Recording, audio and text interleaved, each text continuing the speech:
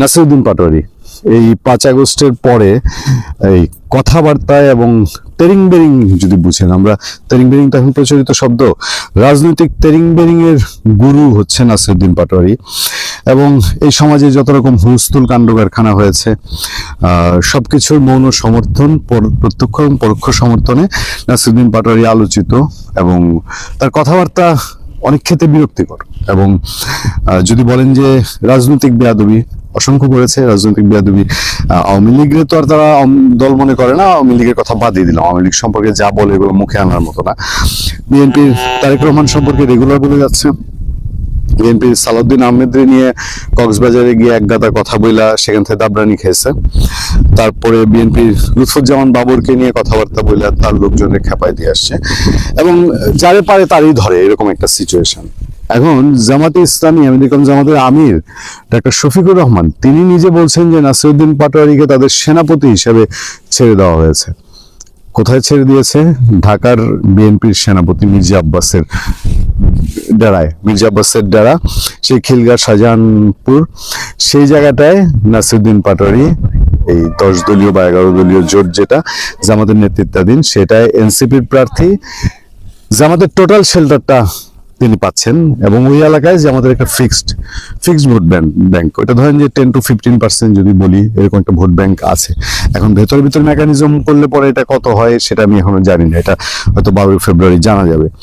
তো নাসিরউদ্দিন পাটোয়ারি আজকে আমরা যেদিন কথা বলছি 27 জানুয়ারি 2025, তার আগের দিন তিনি দেখলাম যে বেশ মানে চলনসই ইংলিশ বলছেন। ইংলিশ যে খুব ওই যে শাকিব খান মার্কা ইংলিশ বলেছেন তা না, বা অনন্ত জলিল টাইপ ইংলিশ বলেন নাই তিনি। ইউরোপীয় ইউনিয়নের যে নির্বাচন পর্যবেক্ষণ টিম, তাতে মির্জা আব্বাস, বিএনপি, ইভেন ইনডাইরেক্টলি তারেক রহমানকে নিয়ে এক গাদা বিচার দিচ্ছেন। এবং এই বিচারও দিচ্ছেন যে তিনি নির্বাচন ক্যাম্পিং করতে গেছেন, ওখানে তার উপরে পচা ডিম, ময়লা পানি এইগুলা ফেলা হয়েছে, কে ফেলছে স্পষ্ট করে বলেন নেই। সেই নাসিরউদ্দিন পাটোয়ারি গেলেন কাকরাইলে হাবিবুল্লাহ বাহার কলেজে নির্বাচনী ক্যাম্পিং এর জন্য, এবং সেটা বিএনপির ছাত্রদলের ডেরা। মানে ছাত্রদলের ডেরা ক্ষমতায় থাকলে পরে বা আওয়ামী লীগ যদি ক্ষমতায় না থাকে তাহলে ছাত্রদল ওখানে ড্যাক সাইটে, এবং ছাত্রদলের ধাওয়া দেওয়ার ভিডিও অলরেডি ছড়িয়েছে সোশ্যাল মিডিয়ায়। আমাদের কর্মীরা সেখানে কাজ করছেন, আমরা নিশ্চয়ই পরবর্তীতে আপনাদেরকে সে সম্পর্কে আরো আপডেট দিব। তবে এই যে জামাত যে বললো যে আমাদের সেনাপতি ছেড়ে দিয়েছি, এতে করে বিএনপির টার্গেটটা আরো বড় করলো কিনা? কারণ ভোটের হিসাবে নাসিরউদ্দিন পাটোয়ারি যদি বলেন যে মির্জা আব্বাসের তুলনায় কোনো ফিগার খিলগাঁও শাহজাহানপুরে, তা তো কিছু না। এখন তাদের কিছু টিম দাঁড়িয়েছে, যেমন সারাটা বাংলাদেশ এখন জ্বালিয়ে খাচ্ছে হাতে গোনা 20-50টা ছেলে। 16 কোটি মানুষের একটা দেশে 20-50টা ছেলে একটা দেশকে শুধু মবকে পুঁজি করে, এবং তাদের মাথার উপরে ডক্টর ইউনূসের মতন একজন শক্তিশালী লোক আছে, তারা মিলে মাথায় ছেড়ে দিয়েছে, যাও এবার নির্বাচনও গরম রাখো। এই গরম রাখা মানে মাঠের উপর সাইডে সারফেসে হুলস্থুলের ভেতরে আড়ালে আসলে কি ঘটছে। নমস্কার, আমি তরুণ ঘোষ। শেখ হাসিনার অডিও বার্তা ওই ফরেনার্স করেসপন্ডেন্ট ওদের ওখানে দিল্লি প্রেস ক্লাবে, সেটা তো হয়ে গেল 23 তারিখ, আজকে হলো 25, দুদিন কেটে গেছে, কিন্তু বিতর্ক থামছে না। বাংলাদেশে এই নিয়ে প্রচুর বিতর্ক হচ্ছে, কেন ভারত এইটাকে অ্যালাউ করলো। যদিও সরকারিভাবে এখনো পর্যন্ত বাংলাদেশ সেগুলো কিছু বলেনি, মানে ভারতবর্ষের কাছে কোনো প্রতিবাদ পত্র এসব পাঠায়নি।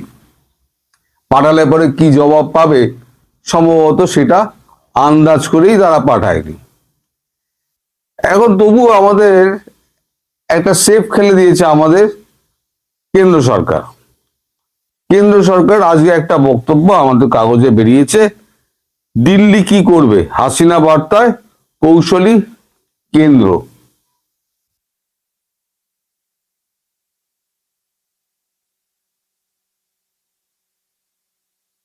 আমি খবরটা একটু পড়ি। বিএনপি চেয়ারম্যান তারেক রহমান এখনো পর্যন্ত হাসিনা বা আওয়ামী লীগের নিয়ে কোনো কটু মন্তব্য করেননি দেশে ফেরার পর। এমনকি তার ভারতে আশ্রয় দেওয়া নিয়েও খোঁচা দেননি তিনি। তবে তার দলের একাংশ এবং জামায়াতে ইসলামী, অন্তর্বর্তীকালীন সরকার এবং বাংলাদেশের নাগরিক সমাজের বহুলাংশই ভারতে বসে হাসিনার সাক্ষাৎকারে এবং ধারাবাহিক বক্তৃতা নিয়ে নয়াদিল্লির প্রতি ক্ষোভ তৈরি হয়েছে। তাদের মত, ফাঁসির দড়িতে ঝোলানোর জন্য ভারত শেখ হাসিনাকে ফেরাতে পারে না এ পর্যন্ত বোধগম্য, কিন্তু ভারতের মাটিতে বসে বাংলাদেশের রাজনীতি নিয়ে তিনি যে ক্রমাগত কথা বলে যাচ্ছেন, এমনকি ফরেনার্স করেসপন্ডেন্ট ক্লাবে তার অডিও বক্তব্য শোনানো হলো, তাতেও ভারত এবং বাংলাদেশের মানুষের মধ্যে তিক্ততা আরো বেড়েছে। বিষয়টি নিয়ে পাল্টা বয়ান দিচ্ছে নয়াদিল্লি। সাউথ ব্লক সূত্রের খবর, শেখ হাসিনা ভারতের রাজনৈতিক বন্দী নন, তাকে দেশে গ্রেপ্তার করে রাখা হয়নি, ফলে স্বাধীন মত প্রকাশের জায়গা তার থাকতেই পারে। এছাড়াও বিদেশ মন্ত্রকের বক্তব্য, আওয়ামী লীগের নেতা মন্ত্রীরা এবং শেখ হাসিনা তাদের বক্তব্য জানাচ্ছেন মূলত সমাজ মাধ্যমে, যার উপরে ভারত সরকারের কোনো নিয়ন্ত্রণ নেই। একথাও বলা হচ্ছে যে শেখ হাসিনার প্রথম 3টি সাক্ষাৎকার ছিল আমেরিকার সংবাদ মাধ্যমে, কিন্তু বাংলাদেশের নেতৃত্ব তা নিয়ে সম্পূর্ণ নীরব। নয়াদিল্লির বক্তব্য, ভারতের বেসরকারি সংবাদ মাধ্যম তা নিয়ে কি ছাপবে না ছাপবে এটা তাদের এখতিয়ারের মধ্যে পড়ে, সরকার সেই স্বাধীনতার মাথা গলায় না। এ পর্যন্ত সব ঠিকই আছে, সরকারের বক্তব্য সরকার জানিয়ে দিয়েছে, কোনো চিঠি চাপাটি করার আগেই জানিয়ে দিয়েছে। এখন এই যে পাল্টা চাপ, যেটার কথা আমি আমার পোস্টে উল্লেখ করেছি, পাল্টা চাপ কিরাম হচ্ছে, আমি পরের অংশটা পড়ছি, আমি পুরোটা পড়ছি, গুরুত্বপূর্ণ অংশটুকু পড়ছি। পাকিস্তানের গোয়েন্দা সংস্থা ISI বাংলাদেশের টালমাটাল অবস্থার সুযোগ নিয়ে প্রভাব বাড়াচ্ছে এবং ভাষ্য তৈরি করার চেষ্টা করছে বলেই মনে করছে ভারতের কেন্দ্রীয় গোয়েন্দা সংস্থার একাংশ।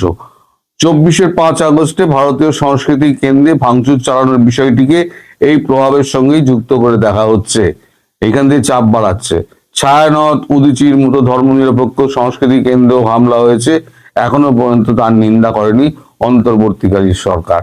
অন্তর্বর্তীকালীন সরকার পুঙ্খানুপুঙ্খ জিনিসের নিন্দা করেছে, যত রকম খুন, ধর্ষণ, ডাকাতি, নিরাপরাধ বলে আসামি করে তাদেরকে ধরে নিয়ে যাওয়া হচ্ছে।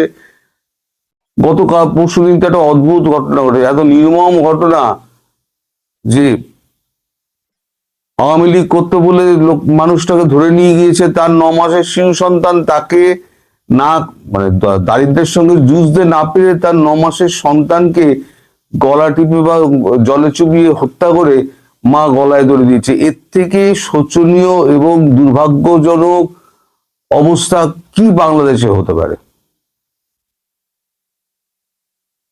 এরপরও বাংলাদেশ সরকার কোন রকম কথা বলেছে? ওই সংবাদ মাধ্যমে তো একটাও কথা উচ্চারণ হয়নি।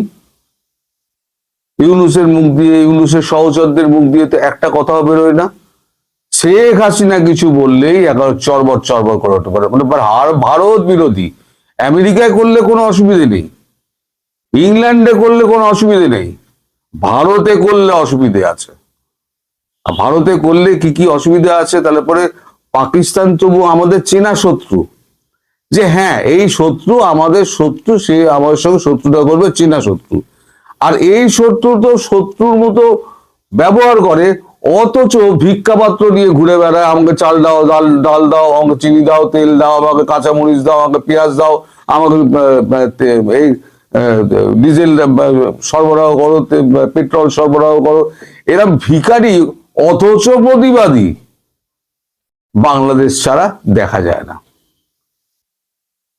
ন্যাক্কারজনক দেশ, যার কোন রকম কি বলবো আপনাকে, যে লজ্জা শরম বলতে যা আছে, সেই লজ্জা শরম কিচ্ছু নেই। এরা সব বেচে দিয়ে এসছে, মোহাম্মদ ইউনূস সব বেচে দিয়ে এসছে।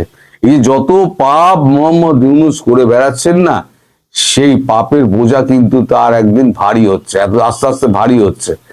ওপারে কি হবে সে তো আমরা দেখতে পাবো না, কিন্তু এপারে যেটা হবে কিন্তু আপনারা দেখে যাবেন যে মোহাম্মদ ইউনূসের শেষটা খুব করুণ হবে, খুবই করুণ হবে। আমি কিন্তু বরাবর এই কথাটা বলে যাই, আপনারা মিলিয়ে নেবেন শেষ পর্যন্ত মোহাম্মদ ইউনূসের কি হয়। উনি এখন হয়তো গদির ওপরে বসে আছেন, উনি কোনো কিছু টের পাচ্ছেন না, কোনো কিছু পাত্তা দিচ্ছেন না, এই যে এত নৃশংস সমস্ত ঘটনাগুলো ঘটে যাচ্ছে, তার মনে বিন্দুমাত্র একটু নাড়াচাড়া দেয় না? মানবিকতা খুইয়ে ফেলেছেন, ক্ষমতার এতই লোভ, আওয়ামী লীগের ওপরে এতই রাগ।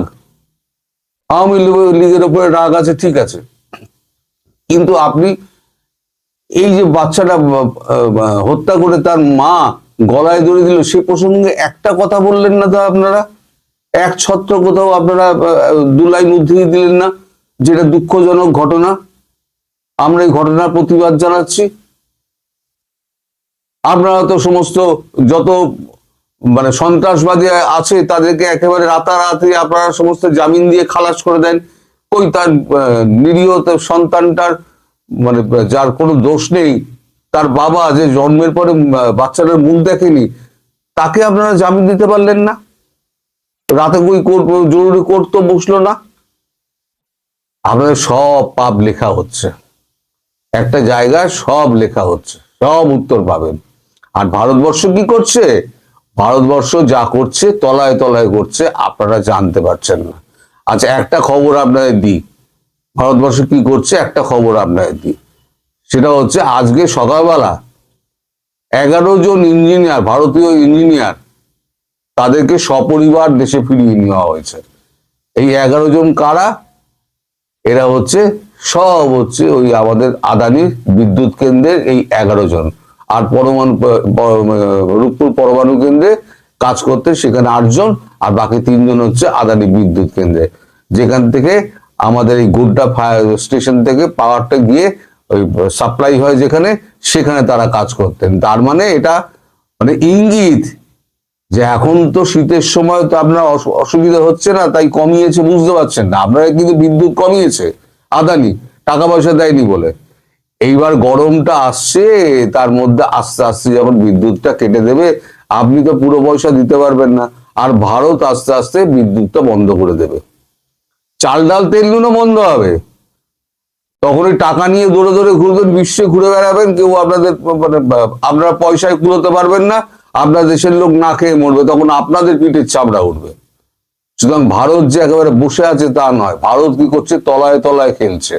আর বাকি যেগুলো খেলা হবে সেগুলো তো সমস্ত খেলার লোকেরা সব তৈরি হয়ে আছে, তারা সমস্ত খেলবে। পুরো খেলাধুলার মাঠ রেডি হয়ে রয়েছে, আর খেলাধুলার লোকেরাও সমস্ত রেডি হয়ে রয়েছে। আপনার বাবা পাকিস্তান, সে এসে কিন্তু আপনাকে বাঁচাবে না। পাকিস্তানের ছেড়ে যাওয়া জুতোই তো পা গলিয়েছেন, পা গলিয়ে আজকে পরে বলছেন আপনারা আপনারা আপনারা বলছেন যে পাকিস্তানের সঙ্গে আমাদের সমভাবে দেখাটা উচিত হবে না। বলছেন কে? পররাষ্ট্র উপদেষ্টা তৌহিদ হোসেন। তা পাকিস্তানের ছেড়ে যাওয়া জুতোয় পা গলিয়ে আপনি ভারত বিরোধিতা করছেন, আর ভারতের পিঠে ছুরি মারছেন, আর বলছেন আপনাদের পাকিস্তানের সঙ্গে দেখা করা, তুলনা করা ঠিক হবে না, এক আসনে বসানো ঠিক হবে না। তাহলে কোনটা ঠিক হবে? আপনি আমার জুতো মারবেন, আমি আপনার কালে চুমা খাবো, ওইটা ঠিক হবে? এখনো কিছুই হয়নি তো অভিষেক সাহেব, আপনাকে ভদ্রলোক বলে জানতাম। আমি ভেবেছিলাম আপনি এই অবস্থায় আপনি পদত্যাগ করে বেরিয়ে আসবেন, কিন্তু আপনিও যে এক ছোট লোকের সঙ্গে থেকে আপনিও যে ছোট লোক হয়ে গেছেন সেটা আমি বুঝতে পারিনি। তাই প্রথম আপনার খুব প্রশংসা করতাম, এখন আর করি না, এবং আপনাকে রীতিমতো আমি ঘৃণা করি। এই যত উপদেষ্টা মন্ডলী রয়েছে সব কটা হচ্ছে চোর, বাটপার, চিটিংবাজ, সব কটা হচ্ছে মানে অর্থলোভী, আর সব কটা সন্ত্রাসবাদী। এরা কি সন্ত্রাস করেছে? বাইরের ছেলেরা। তার থেকে বেশি সন্ত্রাস করেছে সরকার। আওয়ামী লীগকে দমন করে ওভাবে আওয়ামী লীগকে দমন করে রাখা যাবে না। কেউ কাউকে কখনো দমন করে রাখতে পারেনি। তাহলে হিটলারও থাকতেন, চাউসেস্কেও থাকতেন, সবাই বেঁচে থাকতেন, কিন্তু কেউ বেঁচে থাকেননি। ওইরকম সমস্ত সাংঘাতিক সমস্ত লোক, তাদের শাসন যারা ইতিহাস পড়েছেন তারা জানেন। গদ্দাফির কি অবস্থা হয়েছিল? লিবিয়ার গদ্দাফির মানুষ পিটিয়ে মেরে ফেলে দিয়েছিল, ড্রেনের মধ্যে থেকে টেনে বার করেছিল। ইউনূস, আপনার অবস্থা তাই হবে। সরি, কোনো একটা ড্রেনের মধ্যে আপনি লুকোবেন, সেখান থেকে গদ্দাফির মতো আপনাকে টেনে হিঁচড়ে বার করে আপনার দু ঠ্যাং চিড়ে ফেলে দেবে। মাফ করবেন, এগুলো উত্তেজনার মুহূর্তে বলে ফেলা। সবাই সুস্থ থাকুন।